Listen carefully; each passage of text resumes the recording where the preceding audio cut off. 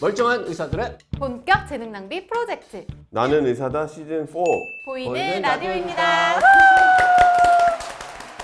윤홍인 선생님 정말 오랜만에 오셨습니다. 어서 오십시오. 네. 안녕하세요. 반갑습니다. 네, 안녕하세요. 오늘 모신 분은 연세안병원 방사선종양학과의 윤홍인 교수님이신데요.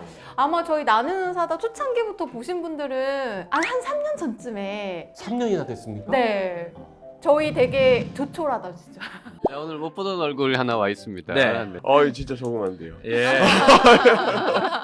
3년 사이에 몸이 좀 커진 것 같습니다. 예, 좀 쪘습니다. 좀 중입자 센터 새로 들어온 거 오늘도 그 얘기 하겠지만 예. 그것 때문에 그거 준비하느라 쪘습니다. 운동을 못 해요. 자, 그 중입자 치료기 관련해 가지고 뭐 영상도 많고 이미 맞아요. 네. 뭐 뉴스에도 많이 나왔는데 그 제가 몇 개 봤는데 그 이해가 안 가는 부분이 많더라고요. 오. 조금 더 꼬치꼬치 캐물어 보려고 오시라고 했어요. 네. 예. 우리나라에서 방사선 치료가 시작된 지 100년 됐대요.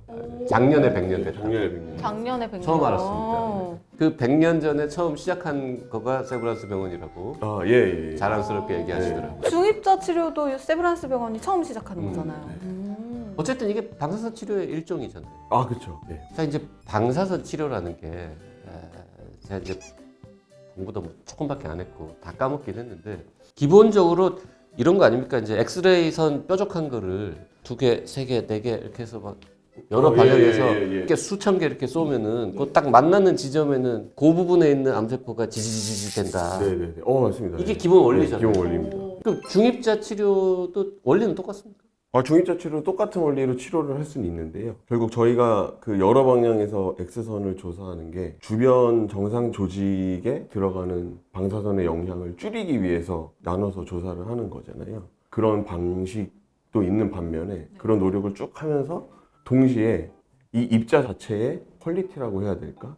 이거를 더 올리는 그런 노력들을 해왔고 그게 X선에서 뭐 양성자, 중입자 이렇게 쭉 연구가 되어 와서 사실 양성자는 전 세계적으로 지금 상용화가 많이 되어 있고 더 무거운 입자인 중입자까지 실제 환자에 더 적극적으로 이용이 되는 그런 이제 시대가 와서 저희도 이제 도입을 하게 된 거죠. 양성자는 뭐예요? 양성자는 수소이온, 프로톤.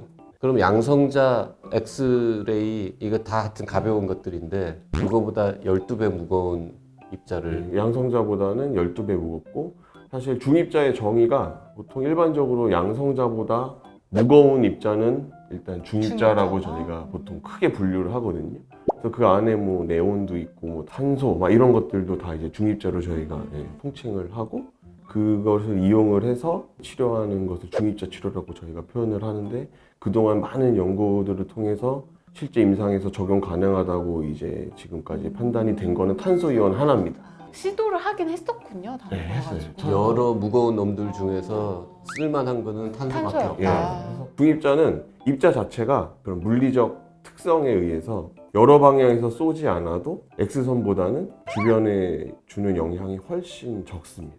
그런 입자 자체의 장점이 있어서 어떻게 그럴 수가 있어요?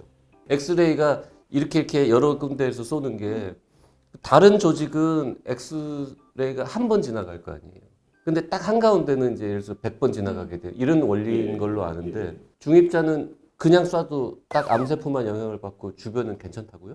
X선은 일단 저희 뭐 피부나 이런 데를 딱 통과를 하면 에너지가 이렇게 살짝 올라갔다 천천히 떨어집니다. 그래서 동양이 있는 위치의 앞이나 뒤쪽에 상당 부분에 영향을 줄 수가 있는데 중입자나 양성자 이 둘 다 브래그 피크라는 그 특징이 있어서 굉장히 낮은 선량으로 쭉 가다가 어느 시점에서 자신이 갖고 있는 모든 에너지를 확 터트리고 에너지가 뚝 떨어져요.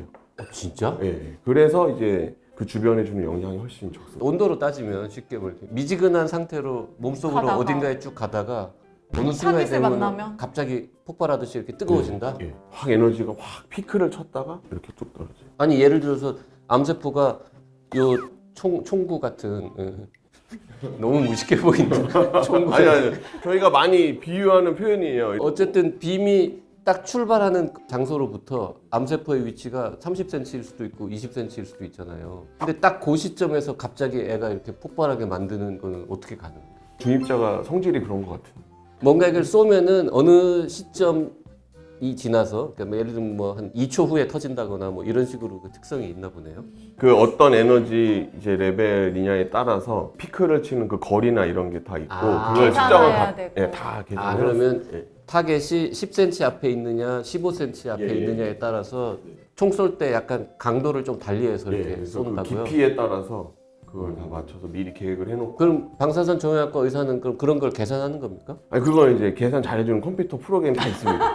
그것만 전문적으로 이렇게 플랜을 하는 또 저희 이제 도지메트리스트들이나 물리학자분들이 계획 잘 해주시면 이제 저희는 임상적으로 접근을 해서 서로 조율을 해가면서 계획을 해놓고 이제 치료 들어가죠. 무슨 암이든지 다 치료할 수 있습니까? 아, 대상 암종은 이제 방사선 치료랑 거의 비슷하다고 할 수는 있어요. 그래서 모든 고형암을 대상으로 치료가 시행이 될 수 있는데 어느 상황에 이 중입자가 더 효과를 발휘할 것이냐 이런 거에 대한 데이터들이 좀 부족해요. 부족하다고도 할 수도 있고. 고형암 말씀하셨는데 혈액암이 아닌 나머지는 다 고형암이잖아요. 예, 그렇죠. 그러니까 뭔가 덩어리 형태의 암이 있으면 쏴볼 수는 있다. 예. 그리고 사실 그동안 진행된 해외의 많은 연구들이 종양 덩어리가 있는 그런 상태에서의 치료 효과를 연구한 그런 논문들이 대부분이에요. 왜냐하면 이게 특히 일본, 뭐 독일 이런 데서 한 20년 전부터 이 중입자 치료를 시도를 했지만 이걸 제일 많이 한 곳은 어쨌거나 일본이긴 하거든요.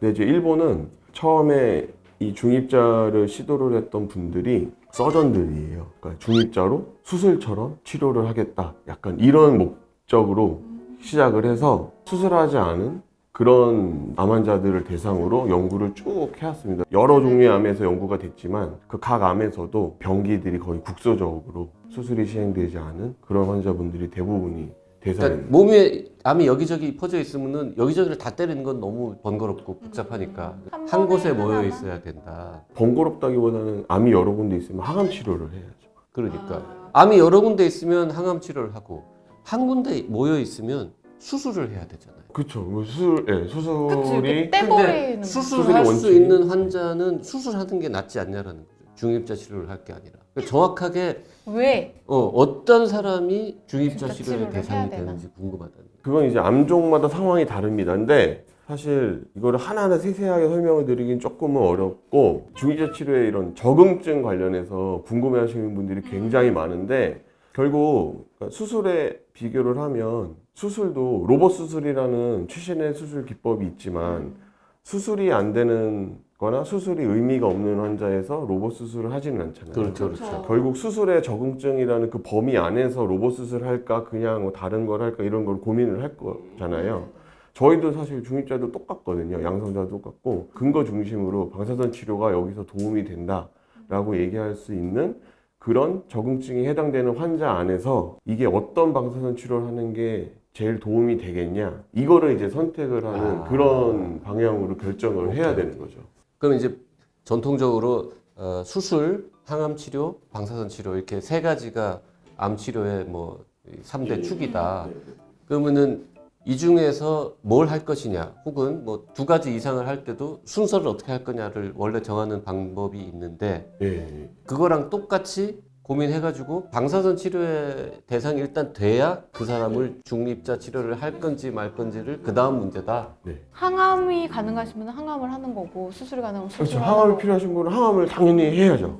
예. 항암이 주 치료인데 중입자를 하겠다. 이거는 이제 이거는 말이 안 되는 거예요. 된다. 그 수술하면은 완치될 수 있는 상황인데 중입자 치료를 한다. 이것도 말이 안 이것도 말이 되는 안 거예요. 되고. 중입자가 그만큼 효과가 있으면 할 수는 있겠죠. 음. 근데 이제 그런 식으로 비교 연구된 게 사실은 거의 없기 때문에 그 둘을 완전히 비교하기는 조금 시기상조고 일단 일반 X선을 이용한 그런 방사선 수술과 막 필적한 그런 효과를 내고 이제 그런 경우들에는 중입자를 할 수 있을 거라고 생각하고 그런 경우에 중입자 치료를 시도를 하고는 있어요. 예를 들면 이제 초기 폐암 같은 경우에 수술이 원칙이잖아요. 1기는. 네. 예, 근데 1기 환자분들 중에서 이제 수술을 막 거부를 하신다거나 아니면 고령이나 다른 기저질환으로 수술이 좀 어려우신 분들은 체부정위 방사선 치료라고 해서 체부정위 방사선 치료라고 체부정위. 해서 그러니까 방사선 수술처럼 1회에 들어가는 선량을 왕창 올려서 한 횟수를 뭐 5번 이내로 짧게 끝내는 요즘은 이제 뭐 방사선 절제 치료 이런 식으로도 저희가 표현을 하거든요. 근데 이제 그런 치료를 하고 있고 그게 이미 표준 치료 중에 하나로 다 인정을 받고 있어요. 이런 경우에는 충분히 중입자 치료가 가능하고 도움이 될 거고 똑같은 적응증으로 일본에서도 여러 중입자 치료 관련된 연구를 진행을 해서 뛰어난 이제 치료 성적을 이미 학계에 보고한 바가 있습니다. 그 성적이 만약에 거의 똑같이 나온다면 사실 폐암 수술 이게 작은 수술이 아니잖아요. 예, 그걸 하지 말고 중입자 치료를 하는 게 더 좋을 수도 있겠다. 예, 그렇죠. 근데 이제 뭐 항상 그런 건 아니고 저희가 다학제적인 논의를 통해서 대상을 결정을 해야 되겠죠. 고르는 것 자체가 일단 어렵겠네요. 예, 예. 모든 옵션을 두고 가장 도움이 될 만한 치료를 잘 선택을 하는 게 지금은 제일 중요한 것 그러면 같습니다. 고전적인 방사선 치료는 항암이나 수술하고 같이 하는 경우도 꽤 많잖아요. 뭐 순서는 또 예, 어느 게 예, 먼저 예, 하느냐도 예, 예. 다르고. 그럼 중입자 치료도 수술한 다음에 하거나 항암 치료를 좀 한 다음에 하거나 거꾸로 중입자 치료한 다음에 수술이나 항암을 하거나 뭐 이렇게 흘러갈 수도 있는 거예요? 그럴 수도 있겠지만 그거는 연구가 필요할 것 같습니다. 아직 많은 데이터가 없습니다. 지금은 방사선 치료만으로 해결할 수 있는 어떤 제한된 환자에서 기존 방사선 치료보다는 훨씬 안전하든지 아니면 더 좀 방사선 치료 효과가 떨어지는 암종에선 더 좋은 치료 효과를 기대할 수 있는 안전하거나 상황이죠. 효과가 더 좋은 치료법이 될 것이다. 네. 다른 암종으로 확대되는 건 언제쯤으로 예상합니까? 그러니까 한 환자가 근데 몇 번 받아요? 부작용은 없어요, 이거는? 몇 천만 원부터 시작이라면서. 실손보험도 실손보험 돼요? 생길 가능성은 있어요? 전 세계 내군 저희 포함해서 4개밖에 없기 때문에 전 세계에? 네네네.